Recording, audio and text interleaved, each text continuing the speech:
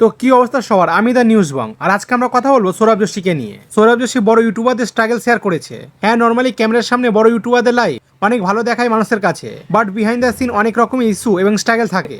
এই বিষয়টা নিয়ে কথা বলতে গিয়ে সৌরভ যোশী এটা বলে, कि एक यूट्यूबर की लाइफ कैसे होती है। बिकॉज अब पहले की तरह कुछ भी नहीं है, सब कुछ चेंज हो चुका है। मैं घर से बाहर निकलता हूँ, सिक्योरिटी लेके निकलना पड़ता है, कोई प्राइवेसी नहीं है। बिकॉज घर से बाहर निकलते ही लोग खड़े रहते हैं फोटो के लिए, वीडियो के लिए, मिलने के लिए कि मेरा ये प्रमोशन कर दो, मेरा ये कर दो, मेरे को वीडियो में ले लो। मैं तो आपको सिर्फ 10 मिनट की वीडियो दिखाता हूँ ना, जो मुझे अच्छे अच्छे पार्ट लगते हैं आप लोग एंटरटेन करने के लिए। बट उसके पीछे काफी सारा स्ट्रगल होता है, काफी सारी चीजें मतलब सोच समझ के करना पड़ता है। बिकॉज पहले की तरह नहीं है कि कुछ भी बोल दिया, कुछ भी कर दिया और दिखा दिया, ऐसा नहीं है गाइस। क्योंकि अब तो मैं कुछ भी गलत, थोड़ा सा भी एक वर्ड भी गलत बोल दिया ना तो वायरल हो जाएगा, कंट्रोवर्सी हो जाएगी, केस हो जाएगा, कुछ भी हो जाएगा। बिकॉज अब फेमस है ना। अब चिढ़ने वाले, जेलसी वाले लोग बहुत ज्यादा हैं लाइफ में ना। मतलब स्ट्रेस भी होता है और बहुत सोच समझ के करना पड़ता है। নেক্সট আমরা কথা বলবো ক্যারি মিনাটিকে নিয়ে। কারণ জোহর ক্যারি মিনাটির ভিডিওর বিরুদ্ধে লিগাল অ্যাকশন নিয়েছেন। হ্যাঁ গাইস, আপনাদের মনে আছে নিশ্চয়ই ক্যারি যে লেটেস্ট ভিডিওটা এসেছিল সেটা ছিল কফি উইথ কারণের একটা প্যারোডি ভিডিও। পরে সেই ভিডিওটা কিছু সময়ের মধ্যে ক্যারি নিজের চ্যানেল থেকে প্রাইভেট করে দিয়েছিলেন। ওয়েল গাইস, এখন এর পেছনে রিজন ফাইনালি জানা গেছে। কারণ জোহর নাকি ক্যারির বিরুদ্ধে লিগাল অ্যাকশন নিয়েছেন এন্ড কোর্টও ক্যারিকে টেম্পোরারি রেস্টার্ন করেছে from sharing any content against হিম।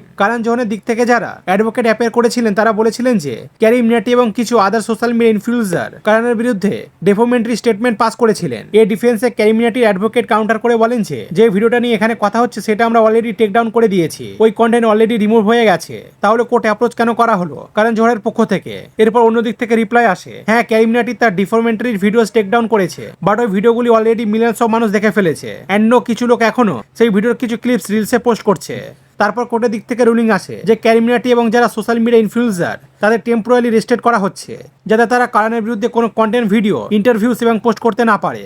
এবং মেটা প্ল্যাটফর্মকেও ডাইরেক্ট করা হয়েছে যেন তারা এই ভিডিওগুলোকে টেক ডাউন করে। আর এই জন্য ক্যারি মিনাটি তারা এই নতুন ভিডিওটাকে প্রাইভেট করে ফেলেছে। নেক্সট আমরা কথা বলবো আশিস চাঞ্চলানিকে নিয়ে। আশিস চাঞ্চলানি একাকি ফাইনাল চ্যাপ্টার নিয়ে একটা বড় অ্যানাউন্সমেন্ট শেয়ার করেছেন। বেসিক্যালি একাকি ফাইনাল চ্যাপ্টারটাকে উনি বেশ হাইপ করছেন। হি ইজ সেইং যে এটা হবে বেস্ট এপিসোড, তাই উনি প্রজেক্টটা ফ্যানদের সাথে নর্মালি শেয়ার করতে চান না, বরং একটা স্ক্রিনিং এর মাধ্যমে শেয়ার করতে চান। এটা নিয়ে কথা বলতে গিয়ে উনি বলেছেন, তোমরা কি আমাদের সাথে বিগ স্ক্রিনে এটা এক্সপিরিয়েন্স করতে চাও? এটা খুব ইন্টেন্স হবে এবং আমি চাই তোমরা এটা উইটনেস করো।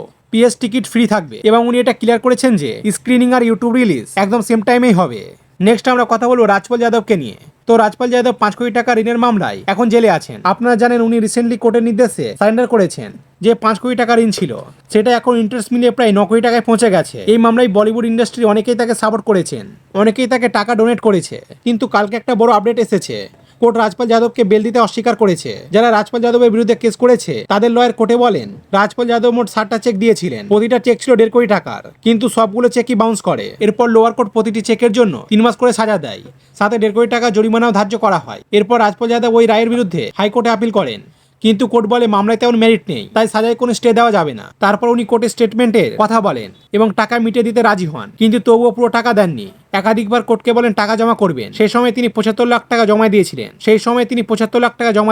কিন্তু অনেক সময় কেটে যায়। শেষে কোর্ট তাকে 2 দিনের সময় দেয় সারেন্ডার করার জন্য। তিনি আরো সময় চেয়েছিলেন, কিন্তু কোর্ট খারিজ করে দেয়। তারপর উনি নিজের লয়ার বদলে শেষমেশ সারেন্ডার করেন। এখন তিনি নিজের ভাতিজির বিয়ের জন্য বেল চাইছেন। এই মামলার পরবর্তী শুনানি মানডেতে হবে। চান্স আছে যদি মানডের মধ্যে টাকা পরিশোধ করেন তাহলে হয়তো বেল পেতে পারেন। নেক্সট আমরা কথা বলবো একটা সাহসী বৃদ্ধ মহিলাকে নিয়ে। তো কেরালার কোঞ্জিকোডে একটা ঘটনা ঘটেছে। ট্রাফিক থাকার কারণে এক ব্যক্তি নিজের স্কুটি ফুটপাথ দিয়ে চালাতে শুরু করে, কিন্তু এক বয়স্ক মহিলা এটা দেখে তাকে থামিয়ে দেয়। উনি সামনে পা রেখে দাঁড়িয়ে বলেন, রোড দিয়ে যান, ফুটপাথ দিয়ে নয়। শুরুর দিকে ওই ব্যক্তি মানতে চাইছিল না, বাট যেমন বললাম উনি ছিলেন খুব সাহসী। উনি কিন্তু একটুও সরেননি। শেষমেশ ওই লোকটাকে মানতে হয় এবং রোড দিয়ে যেতে হয়। মানে সিম্পল কথা, নিয়ম সবার জন্যই সেম। আর এই বয়সে ওনার সাহস সত্যি রেসপেক্ট পাওয়ার মতো।